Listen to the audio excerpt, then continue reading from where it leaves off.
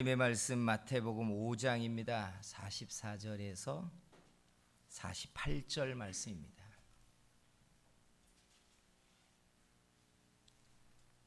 마태복음 5장 44절로 48절 말씀입니다. 마태복음 5장 44절에서 48절 말씀입니다. 말씀 봉독해 드립니다. 나는 너희에게 이르노니 너희 원수를 사랑하며 너희를 박해하는 자를 위하여 기도하라. 이같이 한즉 하늘에 계신 너희 아버지의 아들이 되리니 이는 하나님이 그 해를 악인과 선인에게 비추시며 비를 의로운 자와 불의한 자에게 내려 주심이라. 너희가 너희를 사랑하는 자를 사랑하면 무슨 상이 있으리요? 세리도 이같이 아니하느냐? 또 너희가 너희 형제에게만 무난하면 남보다 더하는 것이 무엇이냐? 이방인들도 이같이 아니하느냐? 그러므로 하늘에 계신 너희 아버지의 온전하심과 같이 너희도 온전하라. 아멘. 사랑하는 성도 여러분, 아버지의 온전하심과 하나님의 나라의 아들들이 되는 복이 우리 교회에 있는 모든 여러분에게 가득하기를 축복합니다. 예수 믿는 사람에게 하나님이 주시는 첫 번째 은총이 죄사함의 은혜입니다. 죄사함 때문에 우리가 천국에 간다. 그렇죠? 예수 믿는 사람에게 하나님이 구원의 은총을 베풀어 주시는 것, 이게 우리가 얻는 첫 번째 은총입니다. 그런데 구원을 얻고 나면 이게 끝이야 라고 하는 게 아니라 구원 얻고 난 다음에 하나님 앞에 각기 신분이 다르게 변하기 시작한다는 거 아십니까? 구원 얻은 사람들이, 어떤 사람들이 구원의 은혜가 감격하고 구원을 주신 예수 그리스도가 너무 고맙고 커서 자신을 헌신해서 평생토록 주님의 나라에 일꾼이 되고 일꾼이 된 사람들 중에 심지어 종이 된 사람들도 있다는 거예요. 구원을 얻은 사람들이 얻는 건 천국이지만 놀랍게 일꾼이 되어 종이 된 사람들이 얻는 게 뭔 줄 아십니까? 천국을 얻는 수준이 아니라 천국의 상을 얻는 사람들이 바로 종입니다. 그러니 우리는 옛부터 하나님의 교회의 일꾼이 되거나 심지어 일꾼을 넘어서서 평생 자신을 종이 되도록 헌신해 버리는 사람들을 특별하게 여겼어요. 그런데 여기가 끝인 줄 알았는데 이보다 영적으로 더 고귀한 신분이 있다는 걸 아십니까? 그게 바로 우리가 흔히 말하는 하나님의 아들들입니다. 하나님의 아들. 우리는 그냥 구원 얻고 나면 하나님의 아들이라고 말하지만 하나님의 아들은 그냥 옛부터 특별하게 이야기한 신분이었어요. 예수님이 이 땅에 오셔서 유대인들이 가장 참남하다라고 여겼던 대표적인 행사가 뭐냐면 자기를 하나님의 아들이라고 했기 때문에 그래요. 하나님을 아버지라고 말해서. 그러면 아들이라는 게 무엇을 의미하느냐? 바로 상속자의 법적 권리가 아들에게 있기 때문에 그래요.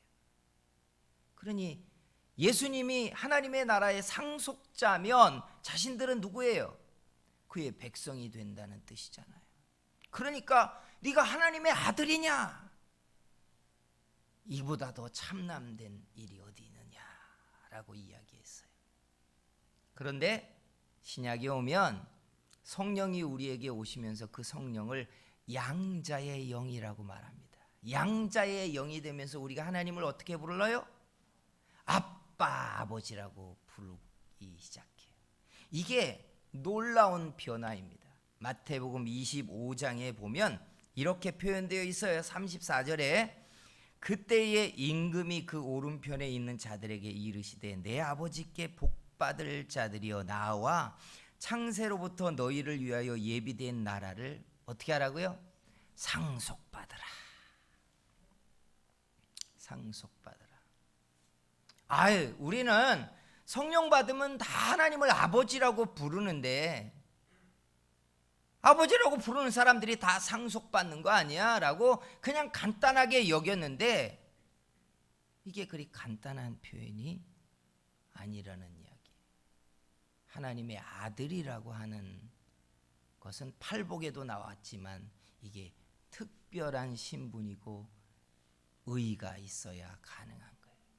오늘 우리가 읽은 이 본문은 바로 상속자가 되는 하나님의 아들들이 어떤 의의에 이르러야 되느냐를 이야기하고 있는 거예요. 그러니까 예수님 믿어서 그저 대속의 의의를 얻는 사람이 있는가 하면 어떤 사람은 의의 행사를 해서 의인이 되는데 하나님의 아들들 상속자의 의의에 도달하는 의의가 있다는 거예요. 그 의의가 뭐냐? 우리가 읽은 이 본문에 이제 등장했는데 이렇게 말했어요. 너희 원수를 사랑하며 너희를 박해하는 자를 위하여 기도하라. 그리고 45절에는 그 의의 보상이 뭐냐면 하늘에 계신 너희 아버지의 뭐가 된다고요? 아들이 된다. 아들이 안 된다. 이렇게 이야기해요. 하나님의 아들이 된대요. 누가요? 원수를 사랑하고 악인을 위하여 기도하는 사람들. 그러니 우리 속에는 가득한 정신이 정의감이잖아요. 기브 앤 테이크가 보통 사람들에게 깔려있는 보편적 심리입니다. 사랑하는 자를 사랑하고 대접하는 자에게 보상하고, 그죠? 선을 행하는 사람들에게 그 선의 보상이 가게 하는 것, 이게 세상에 가득한 이에는 이, 눈에는 눈에 대한 기본 정의 개념이잖아요. 그러니까 우리도 기본적으로 이렇게 정의 개념이 가득한데 예수님은 이런 기브 앤 테이크의 정의 개념을 이건 세리들도 하는 일이래요. 근데 하나님의 아들들 상속자가 되려면 이런 정도의 의의가 아니라는 이야기를 하고 계신다는 거예요. 상속자는 이런 수준이 아니라는 거예요. 그래서 상속자의 의 정신이 다르다는 생각을 하셔야 돼요. 이 부분들을 접근하고 들어가려면 무슨 차이가 있어 라고 할지 모르지만 우리는 세대 속에 들어가 있는 정신에 대한 차이를 좀 구별해 봐야 돼요. 성경에서 믿음이 성장하는 단계에 따라 세대를 나눠놨다는 거 아시죠? 첫 번째가 아이들아 라고 했어요. 두 번째가 누구예요? 청년들아. 세 번째가 아비들아 라고 했어요. 그러니까 아이에서 시작해서 청년이 되라는 거고, 청년에서 멈추지 말고 성장해서 뭐가 되라는 거예요? 아비들아, 어른이 되라는 거예요. 이게 세대에는 정신이 들어가 있어요. 아이들의 정신은 뭔 줄 아세요? 아이들은요, 어른들의 보살핌과 돌봄을 받고 양육을 받고 배려를 받고 다른 사람들의 챙김을 받는 것이 당연한 정신이에요. 아이들에겐 정의가 없어요. 아이들에게는 아비의 정신이 없다는 거 아십니까? 아이들의 정신 세계는 받는 게 당연해요. 알고 계세요?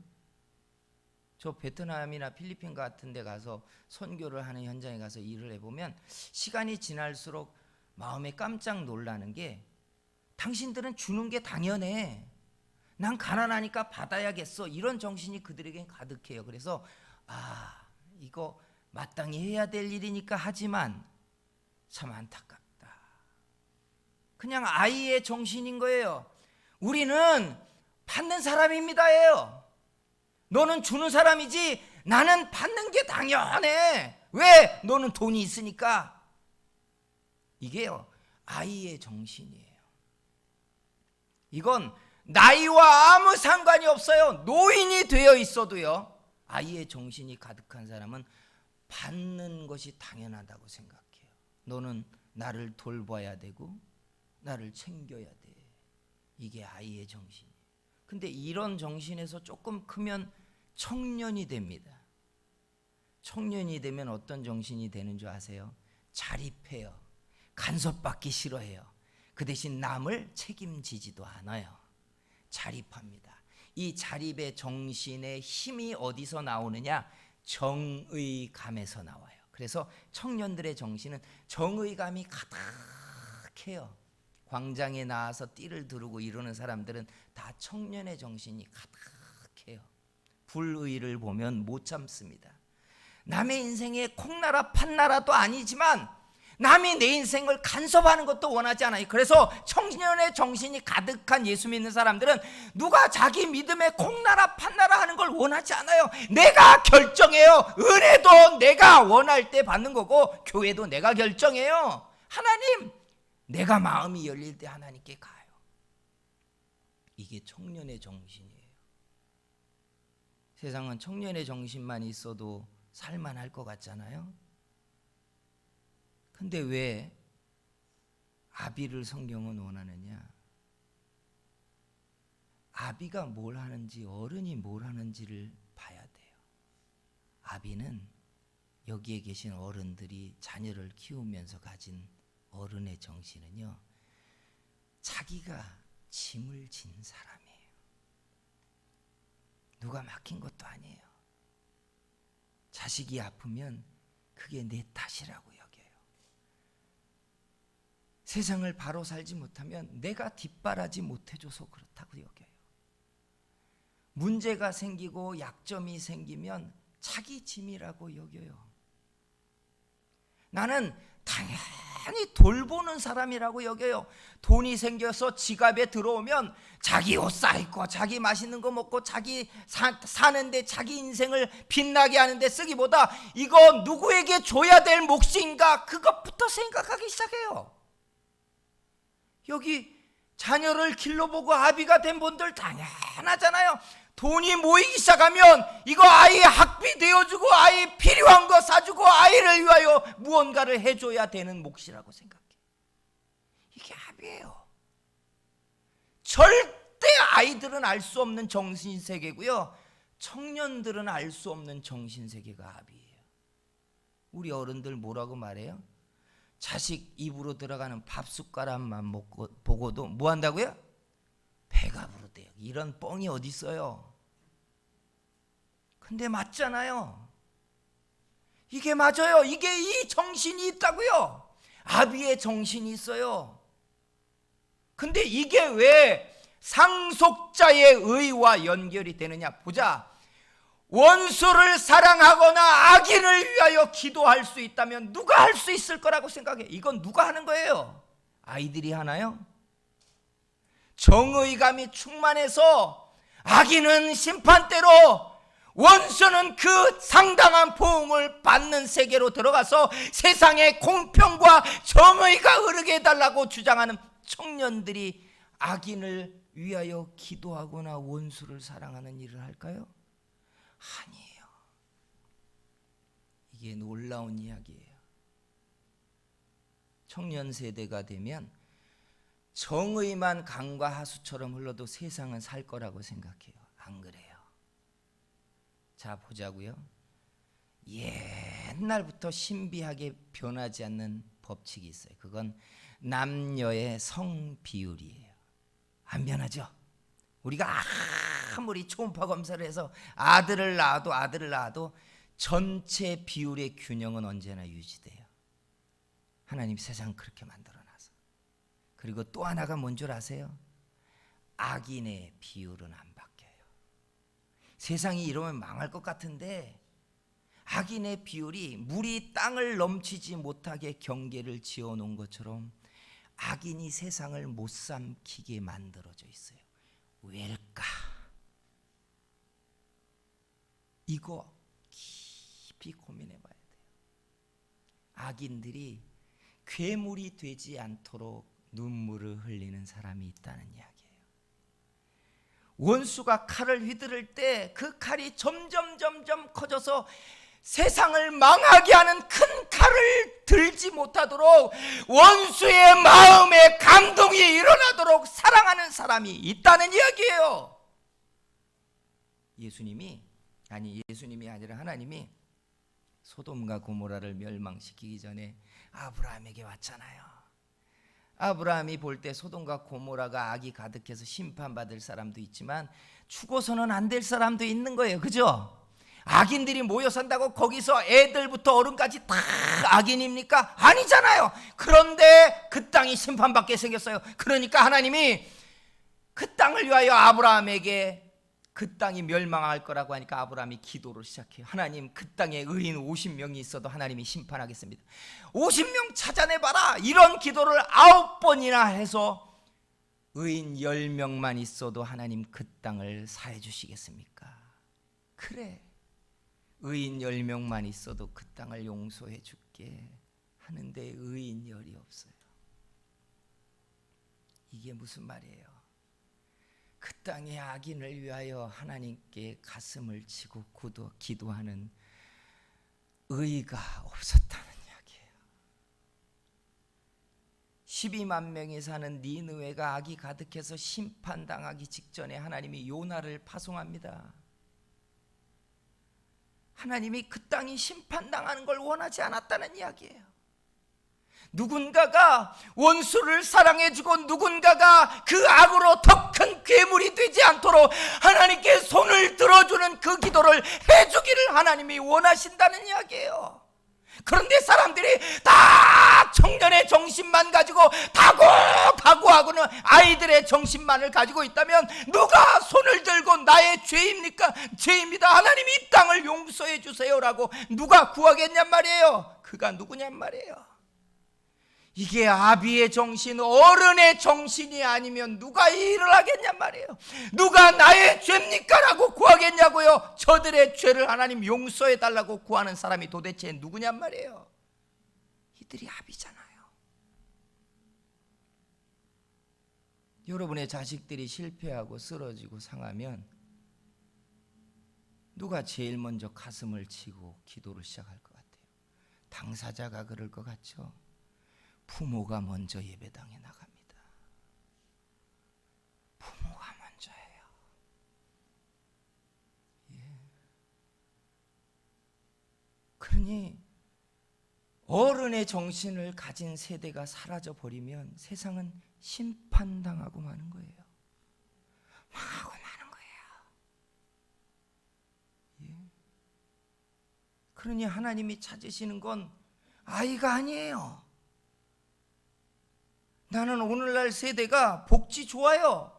그러나 이 복지가 무한 복지를 하고 나면 사람들의 정신이 다 받는 사람의 정신, 받는데 사활을 걸고 사는 사람들의 정신 수준으로 떨어질까? 이게 걱정이에요.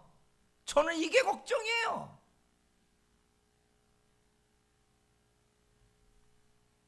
욕을 먹는 이야기일 수도 있지만 민주화 운동한 사람들의 명예와 보상을 받는 게 마땅하다고 여겨요.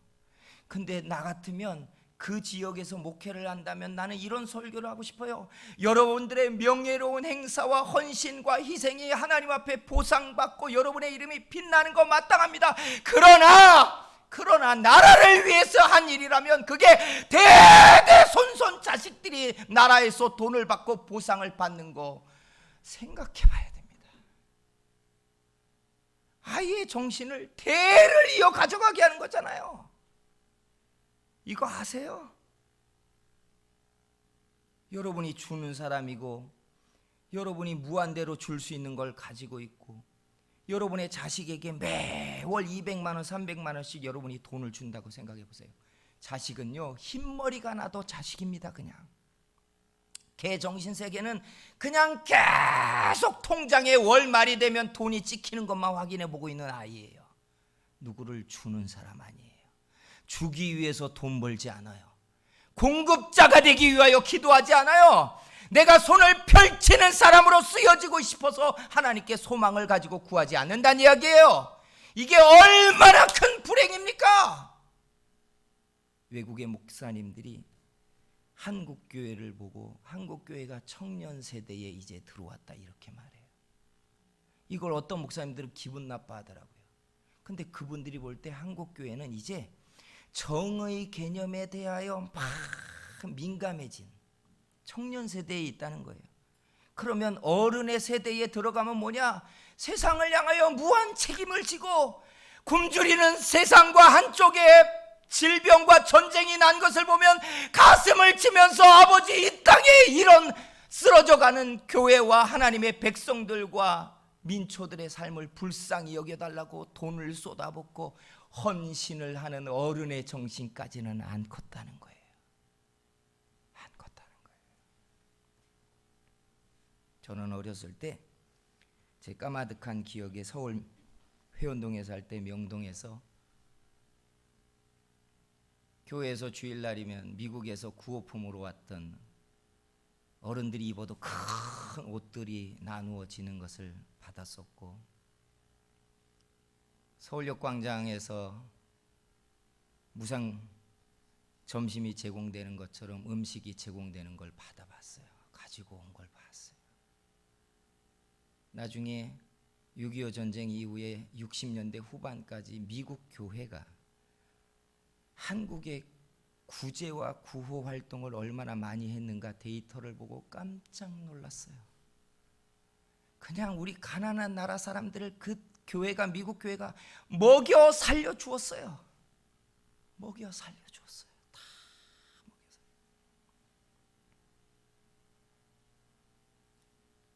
좋든 말든 그들은 어른의 정신이 있었던 거예요. 혈색도 틀리고 피부색도 무슨 상관이 있어요? 자기들끼리 잘 살면 되는데. 마음에 짐이 생겼던 거예요.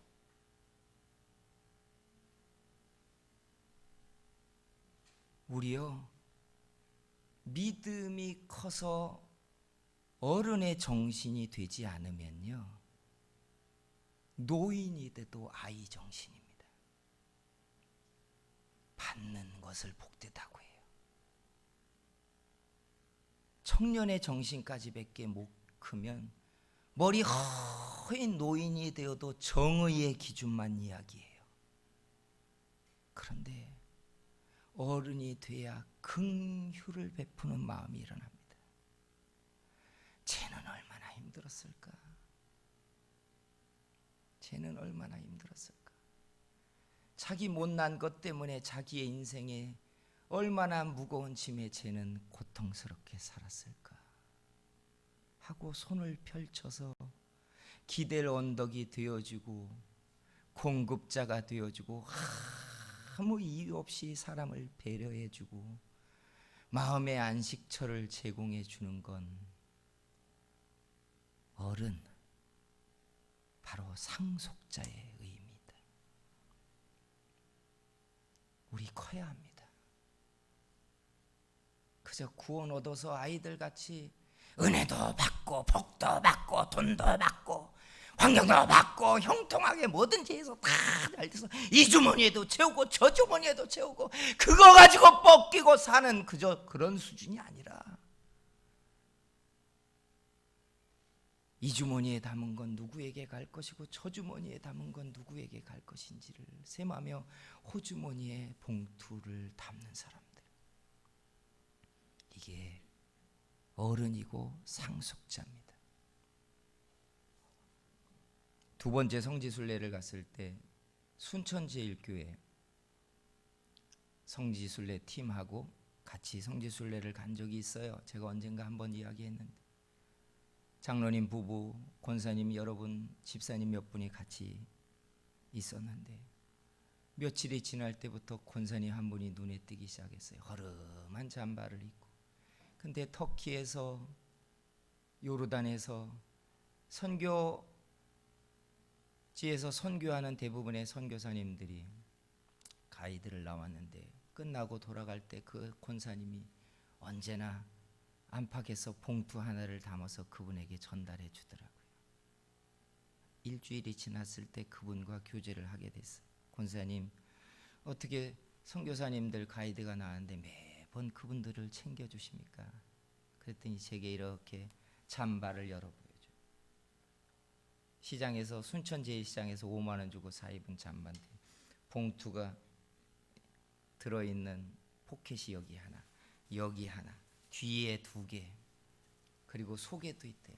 다 자기가 선교사님들을 만날 걸 대비해서 봉투를 담았고 자기는 이 일을 하기 위해서 하나님 앞에 산대요.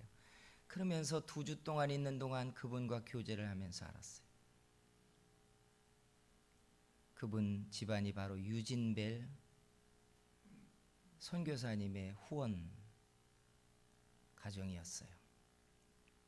처음부터 그 선교사가 순천에 왔을 때부터 선교를 시작했고 북한의 결핵재단을 세우는데 후원자가 되었고 자기 할아버지가 그 많은 순천의 땅과 전답을 팔아서 북한의 결핵재단을 세울 때 후원을 했고 큰 산 하나 남은 것을 손녀인 자기 손에 맡기면서 이렇게 말했대요. 우리 집안에서 이 유진벨 재단을 계속 후원하는 일을 위하여 이걸 누구에게 맡길까를 봤을 때 그 역할이 너더라. 내가 이걸 너에게 맡기니 여기서 나는 모든 잉여물을 가지고 유진벨 재단의 결핵 사업을 너는 후원하거라.